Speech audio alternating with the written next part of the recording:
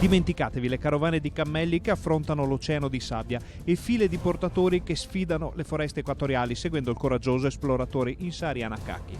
Ormai il mondo è diventato molto piccolo, troppo secondo alcuni, grazie a internet e alle nuove tecnologie. Ultima bandiera di quell'epoca gloriosa è l'esploratore Jacek Paučević, che dopo aver viaggiato in molti luoghi, le cui mappe erano sbiadite e misteriose, si gode la meritata pensione fra il Brenta e Varsavia. Io qualche volta, guardando le foto 30 anni fa e oggi, non riesco a capire se è vero così. In una generazione cambia talmente tanto. Il mondo si è rimpicciolito, fa tutto più semplice, più facile e la gente, soprattutto la gente, globalizzazione ha cambiato anche uomo, ovviamente sono tante cose positive. Io sono un po' nemico di globalizzazione perché 30 anni fa, quando ero a Laos, Indocina, da qualche parte, c'erano le cose selvagge eccetera. Quando arrivo oggi e non trovo la cucina locale perché è tutto McDonald's eccetera eccetera. Perciò a me pesa questa roba qua. Il nostro viaggiatore ha esplorato in lungo e in largo, ma alla base della sua passione c'è un po' di Veneto.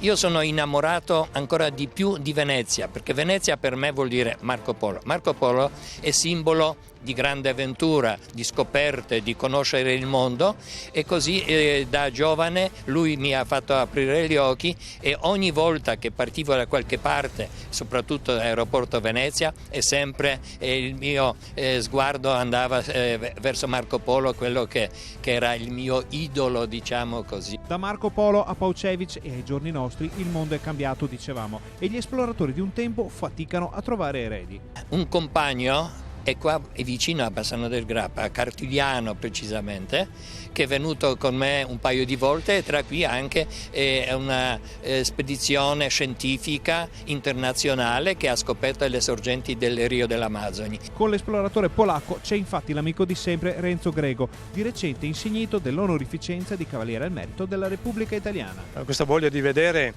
è sempre stata grande in me. Quando ho sentito che Jacek stava progettando, grazie anche alla vicinanza geografica che avevamo, ero sempre in contatto con lui, andavo a trovarlo a casa quando rientrava dalle spedizioni. Quando ho sentito che stava preparando questo viaggio in Perù alla ricerca delle sorgenti, è subito partito la voglia di vedere, la curiosità, e quella è la molla che spinge l'uomo e l'ha sempre spinto.